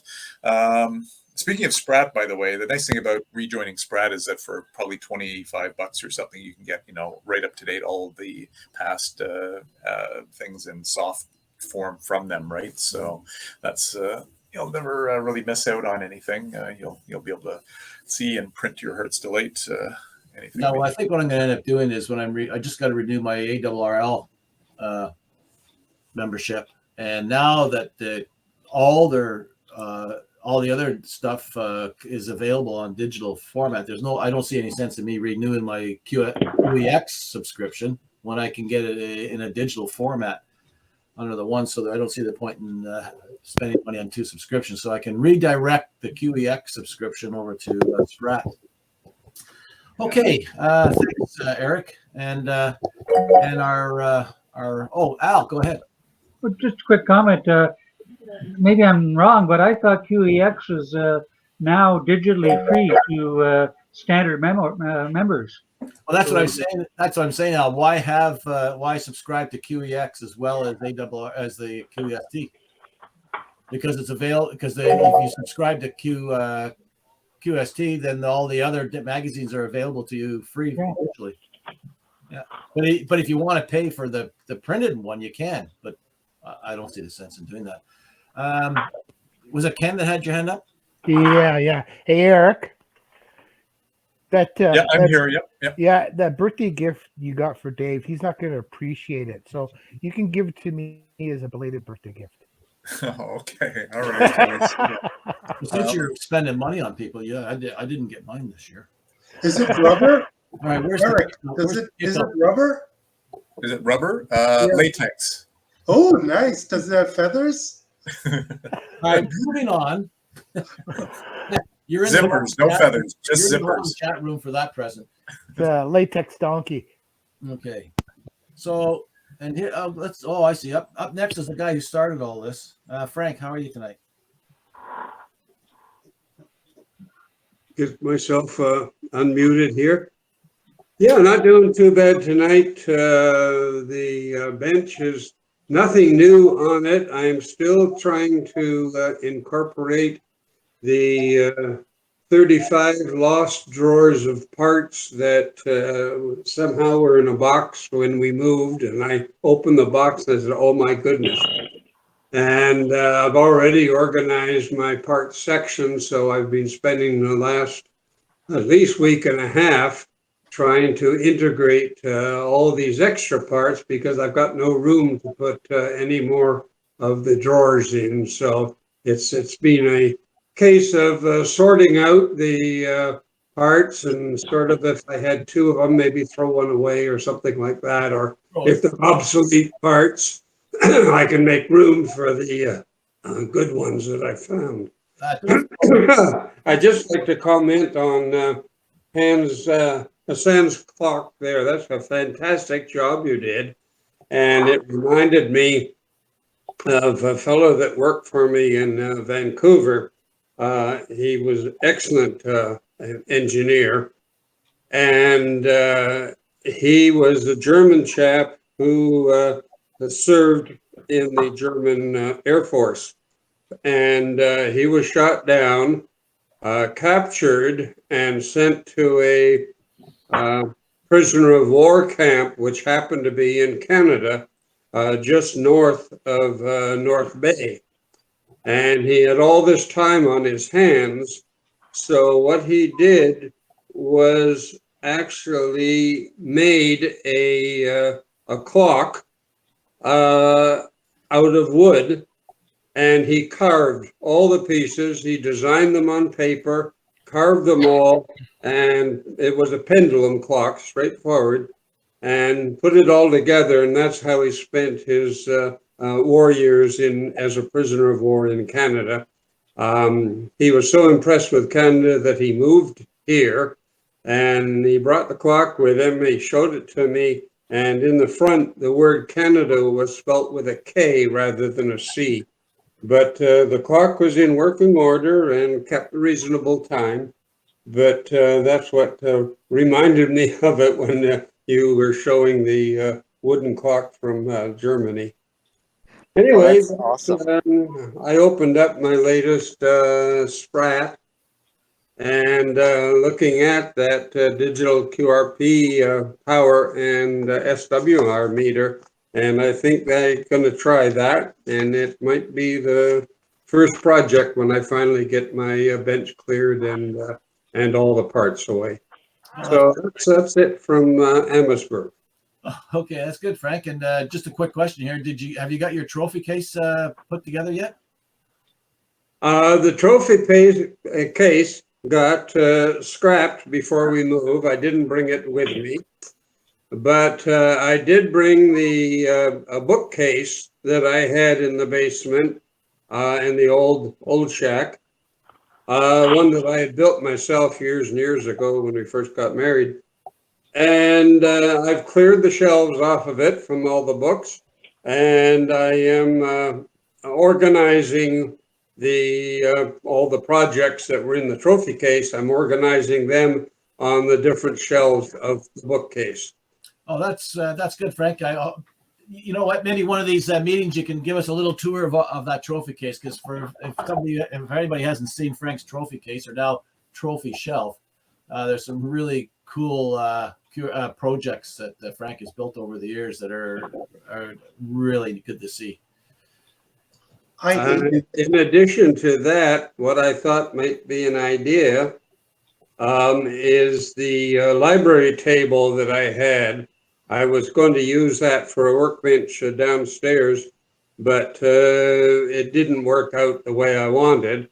And it's still the library table, beautiful oak table, is still down there. And I was thinking, it might be big enough just to spread out all the park projects with their manuals on that. So I haven't come to that yet, but it might be a good way to display all the park buildathon projects. Oh, there'll be really interested in seeing that, Frank. So yeah, okay. Well, we'll work on that and let you know. That sounds great. Thanks, Frank. Hey, Hassan, you're up next, but I guess you've pretty much covered what you've been up to. But any projects you're contemplating coming this winter? Yeah, I'm thinking of getting some QRP kits. Kits from QRP Labs or something, and putting those together, because I have a surface mount kit that's impossible to solder. So I'm gonna get something a bit easier. Why is it impossible to solder?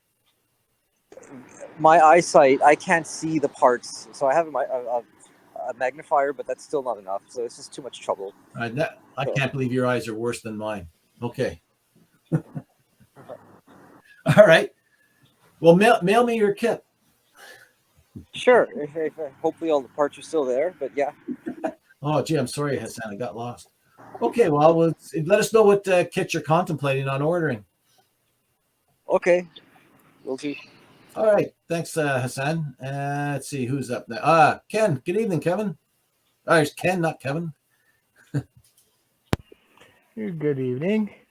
I've been doing a lot of work, but nothing related to ham radio or HB. But what I have been doing is I finally got around to building the second prototype of the DCR. I've got the main board working. It works excellent. I'm feeding it with the SIGGEN.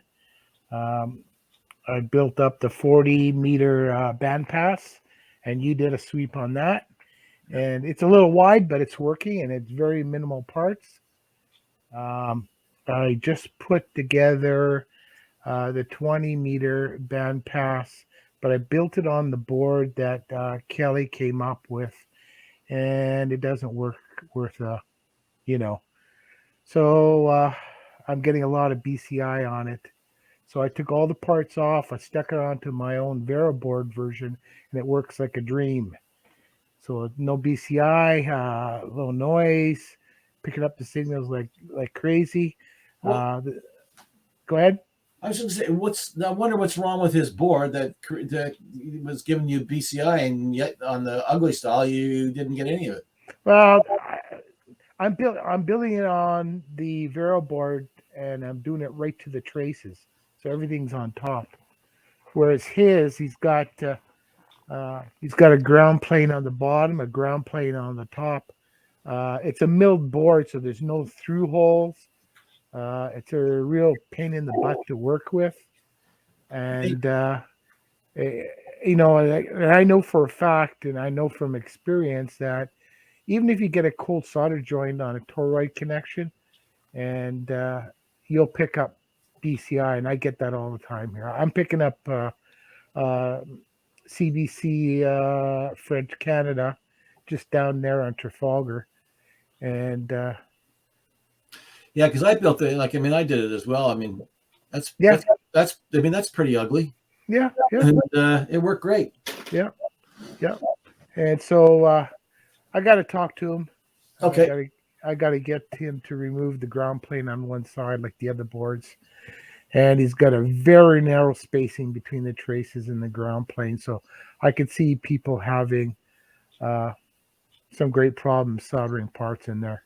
Well, if I recall, and I think Frank, Dave, or at least Frank and you and I think of the early prototype boards for the SNA project were very narrow, and there was little tiny burrs going across, shorting out the traces. Yeah. And of course, didn't realize that when we first started building the board. And once you started populating and looking, it was a nightmare trying to find those shorts. But if you looked hard enough under a magnifying glass and took enough time, you would find there would be just a little copper burr going across and shorting things out. Yeah.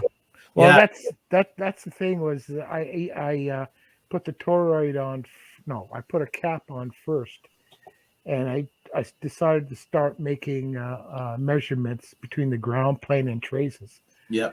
And I found one of the traces was short at the ground. So, okay, so that's simple. So I just I looked under the magnifying glass or under the magnifier, and I couldn't see anything. So I took some sandpaper, sanded it down, cleaned it, measured again. It's still shorted. So I took some steel wool. I scraped it down, washed it, measured it. It's still there. Wow. And so I put it under the magnifier, and I took like a tip of a screwdriver and tried to scrape between the spacing. And I thought I found it, and I measured again. It's still shorted. And when I look at it, you couldn't see anything. Nothing at all. So what I ended up doing was I took an X-Acto knife and I made that spacing double the width. And as soon as I cut the first piece off, it worked. Interesting. Yeah, the narrow traces on the mill board, those mill boards, doesn't work very well. Yeah. So I'm gonna get him to double the spacing, double the size of the spacing on all the boards. There's lots of room. Of room. So, anyways.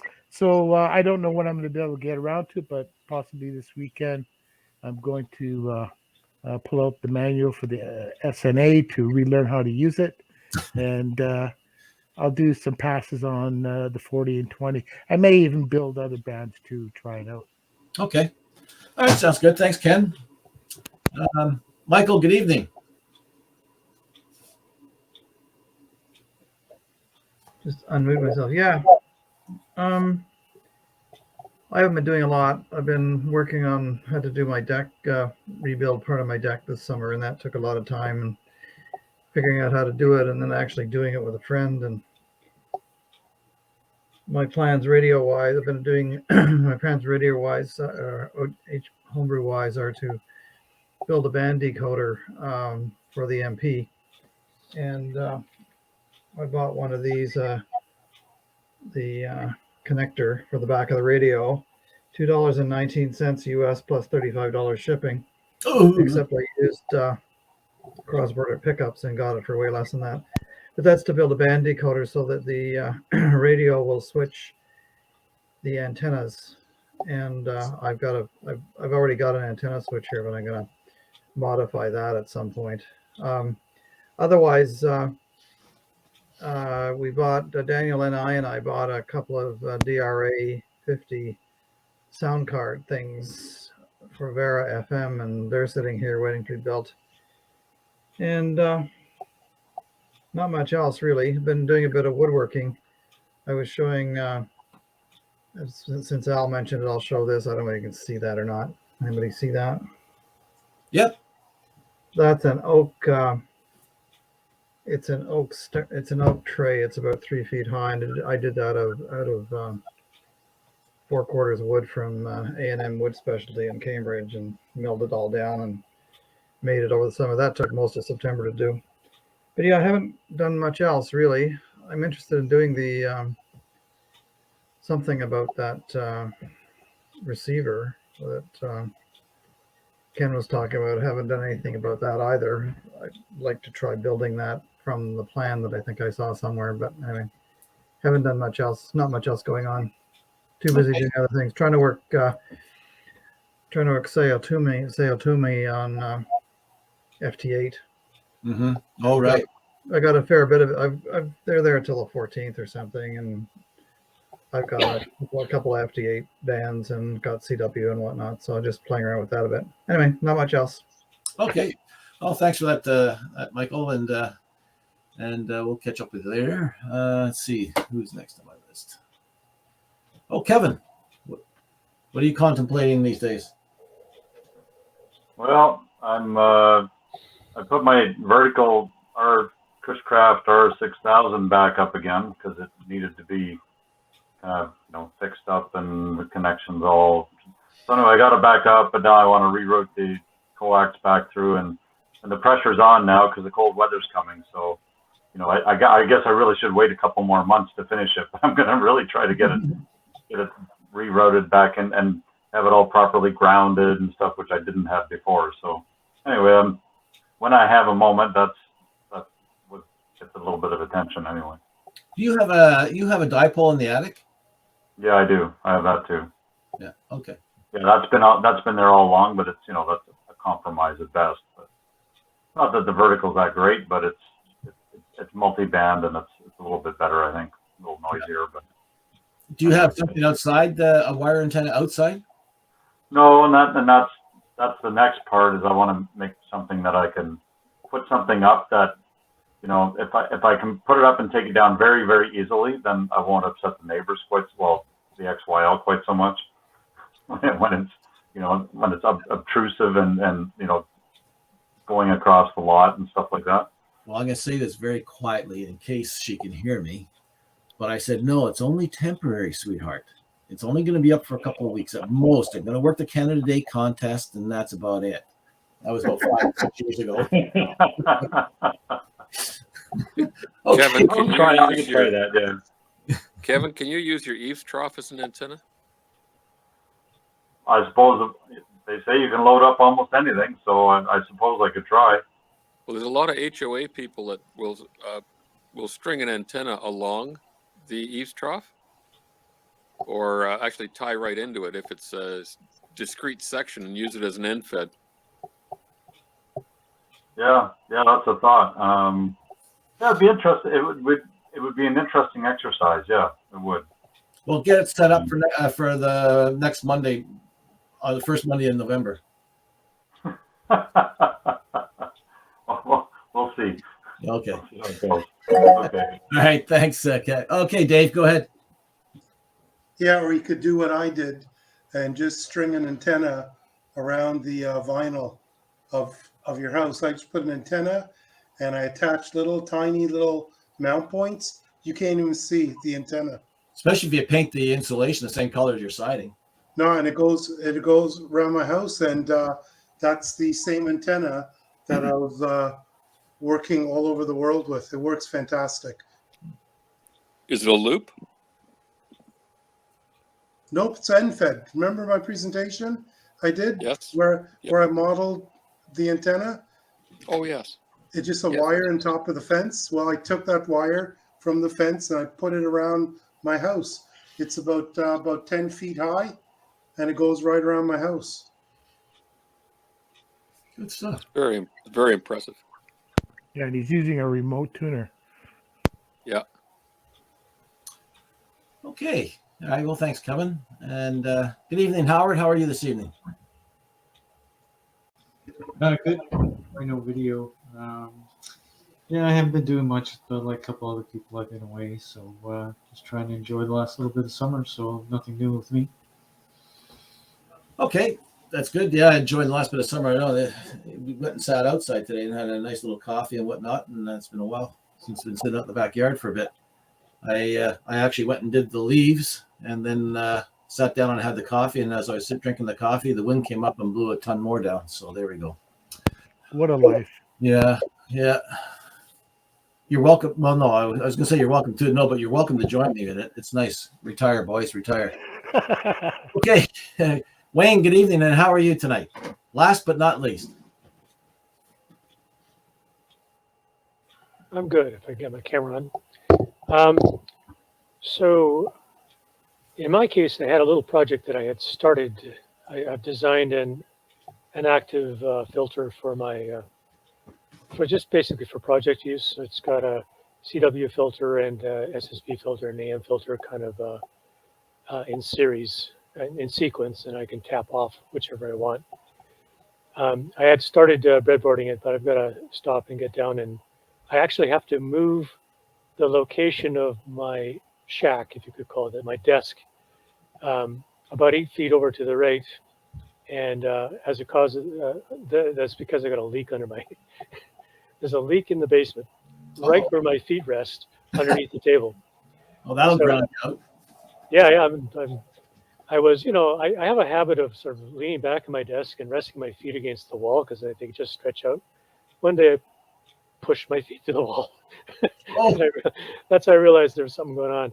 So what I got to do is I got to move the table and pretty much all my gear, and I'll relocate it permanently a few feet over where I have access to a window, which is what I'm going to do is rerun the antenna and put in some grounding outside the window so that I can connect over there. And then what I have to do is I have to rip the drywall down and see what the damage is behind there. I assume it's just a crack in the foundation. I've been getting that on the other side of the house recently. Hope you don't have black mold. Oh, I'm sure I've got something really nasty behind there. In fact, this is not completely new. It's been like almost a month now that I've been aware of this. It's just I don't want to know. Yeah. Well, when you start tearing it down, wear a mask.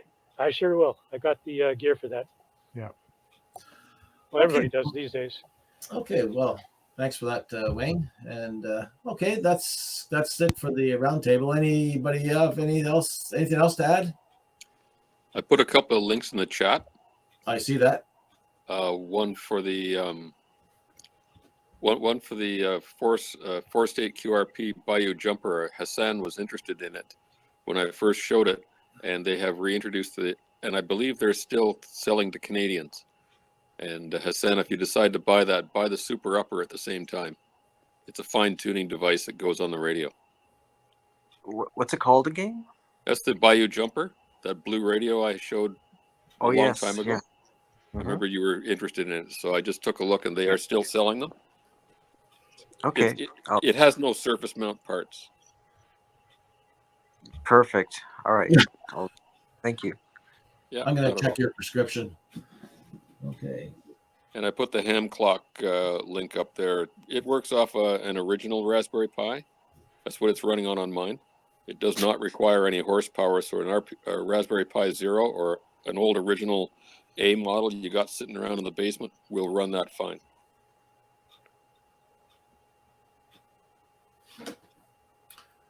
Okay, good. What is that Super Upper? It's just a fine. It has two aspects to it. One is a fine tuning, and the other is a bit of a filter. Oh, okay. Oh, and, yeah, I see. It just helps. It just the radio is broad as a barn door, so it picks up everything. So it's nice to be able to refine it down a little bit. The Super Upper has been sold out for some time, but they are restocking. I'm waiting to order mine. I thought they had them back on again. I just checked a couple of minutes ago, and it's still got the notice up. But but the jumper itself is in stock. Yeah, that's a shame. Yeah, the Super Upper they keep reintroducing versions of it. So I think as they get parts, they're having trouble like everybody else getting parts, and so they stop selling it for a while and they start up again. You stay on their groups IO, which is how I got mine, and just kind of lurk until they announce they've got them, and then you jump on it. I know when I ordered my jumper radio, they put me on a wait list. Was it Steve Miller or something like that? Yeah, MOS. And he keeps a wait list when they're sold out. Yep. No, they were very attentive. They're very good. They're a good group to deal with. Okay, good. All right. Anything else from anybody? Okay. Well, thank you everybody for coming out tonight. Don't forget our regular meeting is on October 20th. And I believe I'm presenting that night. And I think I'm doing an LT Spice presentation on using variables and the select and step legend functions and that kind of thing. So nobody has anything else to add? I'll say 7-3 to all, and thanks for coming out tonight. And see you on the 20th. Well, thanks. Yep. It was great. Good night. See you guys. Night, everyone. Night, guys. Night. Good night. 7-3. Hey there, Peter. Sorry, Eric? Oh, no, I'm here. I'm here still. Yeah. I don't know. Let's see if I can get some video going. I don't know. No promises, but. Stop recording. Oh, look at that. Oh, you got your guitar out. Yes, I was just practicing scales while I listened. So there you go. I've been neglecting my scales for a little while. Yeah. Because the songs I've been getting lately have taken all my time. This is about the only time I get to practice my scales is when I'm like listening to Me? listening to you drone on. Well, this last song I've been learning, it's getting my fingers stretched out as far as I can possibly reach. So I'm now developing calluses on other spots of my fingers that I haven't had calluses before. I'm starting to think that you need to have like special guitars a guitar size for your hand, right? Because I don't have huge hands, right? And sometimes these like really wide necks, and They do make different size necks. yeah, like 3/4 guitars or whatever they're No, called. I don't know. I wouldn't say 3/4. They will make a neck that's a little bit narrower, which is probably what you want. But yeah. You know what I do sometimes? When I'm driving in the car on the gear shift, I'll stick my fingers in it like that. Okay. Like that, just to try and help stretch. Right. Yeah. And whether it helps or not, I don't know, but that's what I try. And then there's some exercises you can do on your guitar. If you grab the neck of your guitar, well, like this, and so your hands are at the top, like the low E string right here, right? And then you do this, and you take your hand up, and one at a time you go like that, very slowly, slow as you can go, like that, and then like that. You're going down to the high E string, okay? Right. Yeah. But you're just moving your fingers down like that. So you do each one at a time. Yeah. Then you do 2. Oh, I see. Yeah. Okay? And then when you finish that, then you go like that. Right. And then of course, and like that. So you kind of go through all that, and then you go 3. Anyway, you go through that routine. Right, just to get the tendons and ligaments stretched out. It kind of stretches. It kind of not stretches. Well, it kind of does stretch a little bit, but I think it helps give you control. It starts using muscles and control. Right. So that's another little exercise that you can do. Yeah. I also really do like not vinyl strings. That's not right, is it? We do make vinyl strings, but I couldn't say much about them. Synthetic strings. I don't know, whatever. I find they cut into your fingers a little bit less. I've got delicate pharmacist hands, so but your fingers will toughen up. When I first started playing the guitar again, my fingers were callousing and peeling big time. Yeah, they still will get to a point where they will peel a little bit here and there, but nothing like they used to. I got some, they're pretty toughened up. It just a matter of time, I guess, right? Even if you only play 5 minutes on a day basis, play 15 minutes one day, half an hour another day, 5 minutes. Try to pick up that guitar every day. Right. Yeah. Yeah, like so many things, these 15 minutes of CW, 15 minutes of guitar, 15 minutes of karate, 15 minutes of, Well, I would drop karate for him, right? Yeah, whatever. I got to keep my, my defensive skills when I'm sleeping in tents with ham operators, you got to be able to defend yourself. So. Well, at least one in particular. That's right. I got woken up rudely after being asleep for a couple hours on Saturday night with the sound of tarps being unfurled, and all I hear beside me is, "Your tent is leaking, buddy." So It's not even raining. yeah, well, it was. He was right, but it was only raining on his side, thankfully. So yeah, Well, that's okay. I wouldn't wake up then. right. Yeah, exactly. So sorry, just before we go, I guess we should maybe talk briefly. I guess we'll alternate the regular meeting hosting. I guess so. Dave didn't say anything. Yeah. I know he did. You're right. He did say he was interested in. He did say he was interested in doing it, but I haven't asked him point blank whether he's going to take on the one on the 20th. Yeah. Maybe we'll do the three of us will have a little round email or something. Okay, I'll send an email out and see if Dave wants to host the 20th or not. Yeah. Okay. I'll just say good night to you guys. I was writing down some of the stuff, the links from the chat. So when I got back, all I saw was guitars. I thought, oh my goodness, I switched to the wrong site. Oh, the wrong channel. Yeah. Wrong channel here. This is the after show. So it's the for sure. So we'll say 73 to you fellas, and see you in a couple of weeks. Yeah. See you, Frank. Cheers. Okay. Bye. Bye.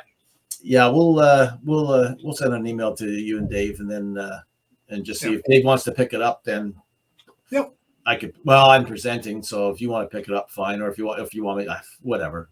Yeah. No, I should be fine for this month, and I don't know, whatever, we can figure it out. But until Ken's back in action, so yeah. Should respond to him. I don't know how long he's going to be off. For sure the month, whether he be off the second. I just said, take whatever you need. I said, if you're willing to take on the DCR project to finish it off, I said that's plenty enough. Right. I know what we should do. I think we should be triple hosts for the November meeting, for the October meeting. I mean, we should all host it. We all host. We all try to be co-hosts for the October meeting. How would that go? Yeah, that'll work really well. 3 motor mouths going all at the same time. No, I wouldn't be surprised if he takes November off as well. But stop this recording. You never know. Oh, I thought you did. No, I forgot. Sorry, I just realized. So.